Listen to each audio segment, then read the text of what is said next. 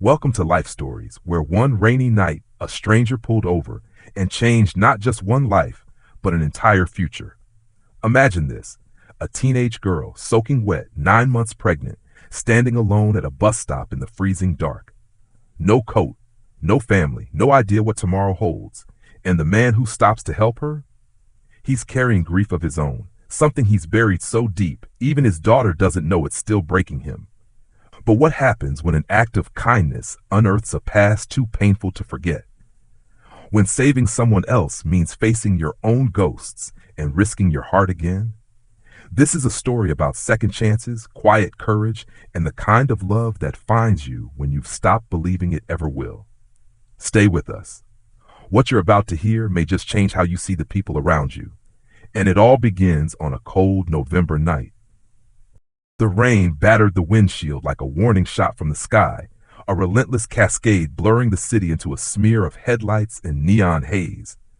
Ryan Carter's calloused hands gripped the wheel of his rusted F-150, knuckles white from exhaustion more than tension. Portland always looked lonelier in the rain, especially at midnight, especially after a double shift pouring concrete for buildings he'd never be able to afford. All he wanted was to get back to Zoe, his 8-year-old daughter and the only piece of his wife still breathing. But the night had other plans. He spotted her just as he crossed Burnside Bridge, a figure hunched in the half-light of the bus stop, soaked through, hugging her knees like a child trying to disappear. At first, Ryan thought she might be a strung-out runaway, but when his headlights caught her face, something in his chest twisted. She was young. No more than 17, and pregnant, visibly, heavily pregnant. Ryan didn't think. He hit the brakes, pulled over, and grabbed his old army jacket from the back seat. The rain sliced into him as he jogged toward the bus shelter.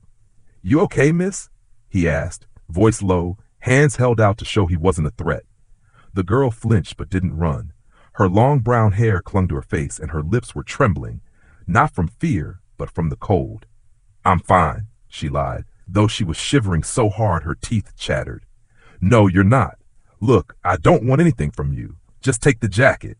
She hesitated. "I can't pay you." "I didn't ask for that." He draped the coat around her before she could refuse again. Her hands fluttered like startled birds before she finally gave in and hugged the warmth close. He crouched next to her, the rain soaking through his jeans. "What's your name?" "Madison," she said after a pause. I'm due soon." "When was the last time you ate?" Madison lowered her eyes. "Yesterday morning, I think." Ryan's throat tightened. She reminded him of a girl from high school, a girl who'd vanished halfway through junior year and never came back. "I'm Ryan. My daughter's probably still awake waiting for me, and I can't stop thinking how you could be someone else's kid standing out here, someone who deserves better." "I don't want to be trouble." "You're not. You're human. You're freezing. And you're someone's daughter, too."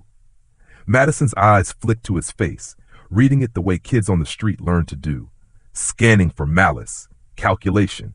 But there was only fatigue there, and something harder to name: sorrow. Ryan helped her into the truck, turned the heat up, and pointed them toward home. As she warmed up in the passenger seat, her hand cradled her stomach protectively. 7 months, maybe more," she said. "I haven't seen a doctor. No insurance." Ryan clenched his jaw. "We'll figure that out tomorrow." Madison blinked at him. "Why are you doing this?" He glanced at her, eyes shadowed. "Because someone should have done it for my sister once, and didn't." His home wasn't much. A 2-bedroom fixer-upper in East Portland with sagging porch steps and a broken fence. But it was warm, safe. Mrs. Jenkins, his 60-something neighbor who babysat Zoe when he worked nights, raised an eyebrow when she saw the dripping girl standing beside him. But she said nothing, only fetched towels and nodded with the grace of someone who understood unspoken stories. Madison dried off in the guest room, drowning in one of Ryan's old flannel shirts. Zoe peeked from behind the banister, curiosity bright in her eyes. "Is she staying with us?" she whispered. "Just for a little while," Ryan answered, unsure if he was lying. Later that night, after Zoe was asleep and Madison had gone to bed, Ryan stood on the back porch smoking a cigarette he didn't even want. The rain had slowed, but inside him, a storm was still brewing. He wasn't just sheltering a stranger. He was inviting a complication into a life already hanging by threads.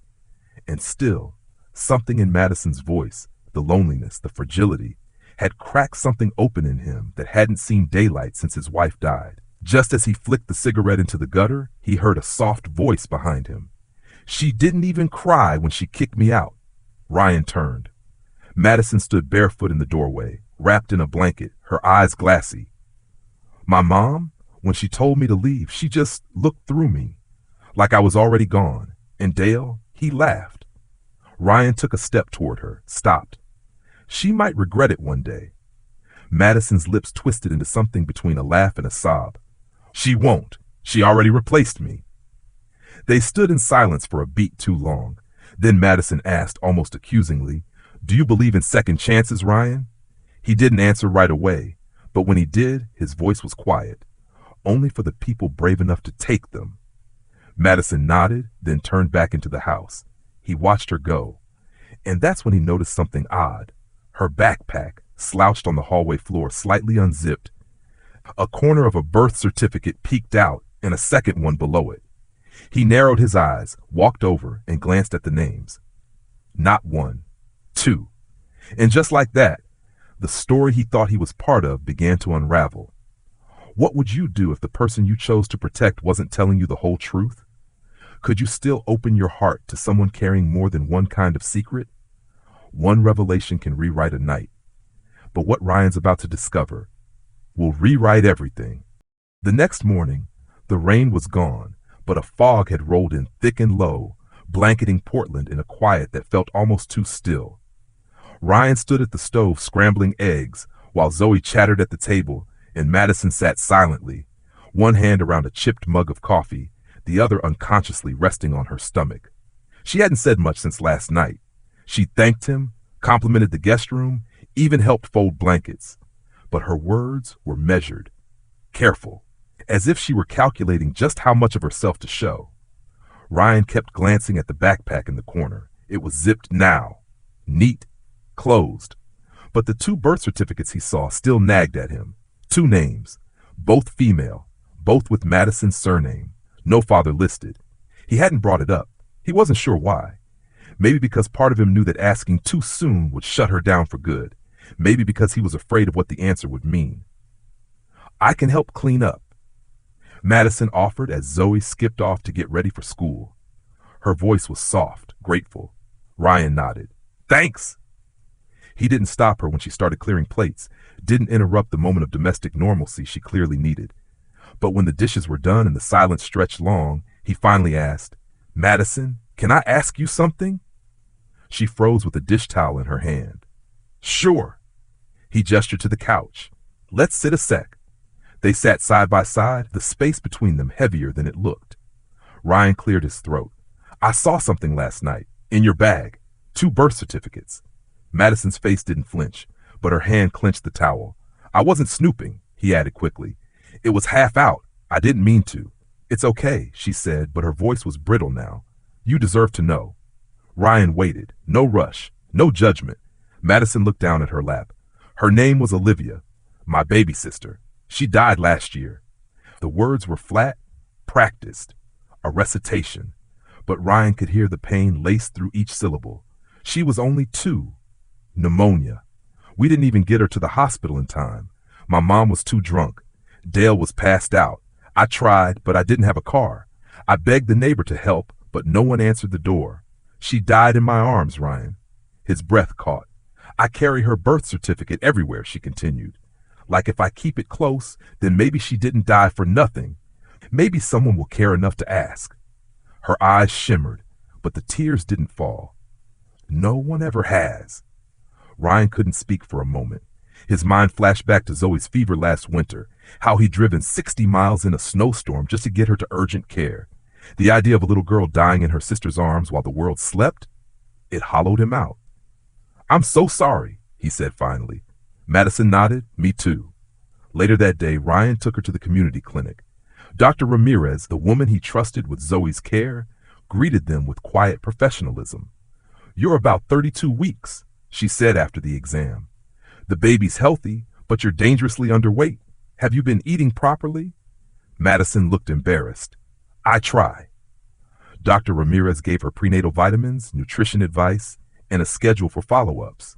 As they were leaving, the doctor asked, Is the father in the picture? Madison hesitated. Then she shook her head. He said it wasn't his. Then he told people I made it up, that I sleep around. The words landed like ash in Ryan's gut. They drove home mostly in silence. But as they pulled into the driveway, Madison finally spoke. You know, when Olivia died, I stopped believing in God, or people, or anything really. But last night, when you stopped for me, it was the first time I felt like maybe I mattered again. Ryan turned off the engine, swallowed hard. You do matter, Madison. That night, while Zoe slept and Madison read in the guest room, Ryan sat alone in the living room, staring at an old photo on the wall. Him, his wife Danielle, and baby Zoe at the coast. He hadn't moved the picture in years, couldn't bear to. But tonight, something shifted. A memory returned. Danielle once said that sometimes the people who need love most are the ones least able to ask for it. She'd meant him back then, but maybe now she was whispering something else. He checked the locks before heading to bed, but as he passed Madison's room, he noticed the light was still on. He knocked softly. She opened the door, startled. Everything okay? He asked. She nodded, wiping her eyes. Yeah, just thinking. Can I ask one more thing? Sure. Why didn't you go to a shelter? Her answer came too fast. I tried. There was something in her voice, tight, clipped. Ryan stepped closer. Madison? She looked down. One place took me in, 2 nights, but Dale showed up. Said he was looking for my mom, but he grabbed me when no one was looking. Left bruises. They made me leave for safety reasons. Said I was a risk to the other women. Her lip trembled. I've been sleeping in my car until it broke down. Since then, nowhere felt safe. Ryan felt a slow, rising fury settle in his bones. She wiped her eyes again, embarrassed. I'm not a victim. I'm not looking for pity. I know, he said gently. You're a survivor. That's different. Madison managed a small, tired smile. Thank you. As Ryan turned to leave, she called after him. Ryan? He looked back. If I hadn't met you that night, I don't think I'd have made it another week. He didn't know how to respond, so he simply nodded, walked to his room, and lay awake for hours, heart heavy with the truth he could no longer ignore. If someone saves your life, do you ever stop owing them? Or do you try to save them back in return? Because what Ryan didn't know yet was that Madison wasn't the only one running from something, and before long, her past would come pounding at their door. 3 weeks later, the call came just after midnight. Ryan was in bed, a book half read on his chest, when Madison's voice cut through the dark hallway like a knife. Ryan, one word, raw, urgent, terrified. He was up before he could think. She stood hunched outside the bathroom, one hand gripping the wall, the other pressed tight against her belly. Her face was pale, beaded with sweat. It's happening, she said, her voice breaking. The contractions won't stop. He moved fast. Zoe was already asleep upstairs, so he called Mrs. Jenkins to come stay. He grabbed the bag they'd packed a week ago, just in case. Madison tried to stay calm, but the pain was coming fast, ruthless. In the truck, every bump in the road was a jolt of agony. You're okay? Ryan said over and over, gripping her hand as she cried out. You're not alone. I'm here. I'm not going anywhere. At the hospital, Dr. Ramirez met them in the hallway, her calm presence a thread of sanity in the chaos. You're progressing quickly, she said after checking Madison. We'll need to move fast. Madison gasped between contractions. Ryan, I'm scared. He brushed damp hair from her forehead. You're the strongest person I've ever met. You've got this, and I've got you. The labor was brutal. Hours blurred. Madison screamed, cried, cursed, then went quiet. So quiet Ryan feared she'd passed out. But then, in a wave of effort that seemed to tear the world in two, a new cry pierced the air, sharp, clear, alive. Dr. Ramirez smiled. You have a daughter. They laid the baby on Madison's chest, slick and warm and perfect. Madison sobbed, ugly, broken sobs from somewhere deep inside. Hi, she whispered, trembling as she touched the baby's tiny back. Hi, sweetheart. I'm your mom. Ryan stood nearby, holding his breath, his heart breaking and rebuilding at the same time. She named her Grace. The next day, the hospital room was quiet. Grace slept curled on Madison's chest, a small miracle bundled in a pink blanket. Ryan stood by the window, hands in his pockets, eyes on the street below. "There's something I want to ask you," Madison said softly. He turned. "What's that?" She looked up at him with that same gaze she'd had the first night, fear stitched with hope. "Do you think I deserve to raise her?" The question hit him like a punch. "I've made so many mistakes," she said, her voice trembling. "I didn't protect Olivia. I didn't fight hard enough to stop Dale. I don't even know what love is, Ryan, not the kind that stays." He crossed the room slowly, pulled a chair beside her bed, and looked her straight in the eye. "Madison, you carried that baby alone. You fed her with what little you had. You gave up your pride to keep her safe. And when you had every reason to give up, you didn't. That's what love looks like." She cried again, but this time it wasn't grief. It was something closer to release. Grace went home 2 days later. The house felt different now. Quieter, softer, heavier with meaning. Zoe was instantly smitten, calling herself Big Sis and insisting on helping with diapers, even if she wore gloves like she was handling nuclear waste. Madison was tired, bone deep, but happier than Ryan had ever seen her. For a while, things felt steady. Then one afternoon, while Ryan was picking Zoe up from school, the doorbell rang. Madison opened the door, Grace in her arms. Standing on the porch was Dale. He looked older, meaner, like rust given human form. His hands were in his pockets, his stance too casual. "Heard you had a baby," he said. "Congrats." Madison froze. "Thought I'd stop by," he continued. "Your mom said you were staying with some guy. Nice place." She stepped back instinctively. "You need to leave." Dale smiled, all teeth and threat. "Relax. I'm just here to see my niece." "She's not your anything." "Now that's not very kind. I might just want to help out, be involved." "You were never family," Madison hissed. "You killed her." That wiped the smirk from his face. For a moment the mask slipped. Then came the growl. "You better watch your mouth, girl. I got rights. And if that baby's got no daddy listed on paper." Madison slammed the door, locked it, held her daughter close and shook. When Ryan returned, he found her crouched on the kitchen floor, Grace wailing in her arms. She told him everything. Every word, every threat. Ryan didn't hesitate. He called a lawyer that night, filed for an emergency protection order, registered as Grace's legal guardian until Madison could formally petition. He didn't care how it looked. "No one's taken her from you," he told her. "Not now. Not ever." Weeks passed. Dale didn't come back. Maybe the legal papers scared him off. Maybe Ryan's quiet threat did. He hadn't told Madison about that meeting in the parking lot, how he'd waited in his truck, face to face with the man, and said, "Come near her again, and I'll bury you under every concrete foundation I've ever poured." But even after the danger passed, something in Madison changed. She started attending therapy, signed up for her GED, took online parenting courses. She stopped apologizing every time she asked for help. One evening, as the sun dipped below the fence line and bathed the backyard in gold, she sat beside Ryan while Grace slept in her lap. "You know, I used to think I was cursed, that some people were just born into pain." Ryan looked at her. "And now? Now I think maybe I was just waiting for the right kind of love." He didn't say anything. She reached over and took his hand. A year later, in that same backyard, Madison stood in a white summer dress with Grace in her arms and Zoe tossing wildflower petals at her feet. Ryan wore a navy suit that didn't quite fit his shoulders and shoes he hadn't worn since his wife's funeral.